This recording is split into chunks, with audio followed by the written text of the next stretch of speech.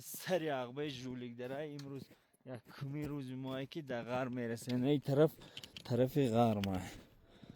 نه اینجا میفرود هزار چشمه. او طرف میرود سفیده و گوسفند در سری عقبه جمع کردیم. خدا خواهد که از طرف سفیده پای میکنیم. ما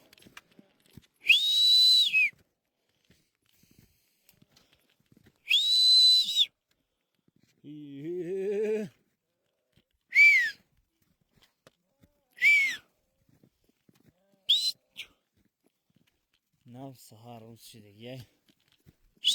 گوسفند شب هیچ خوردگی نیسته. کمتر مزه اشکمش نه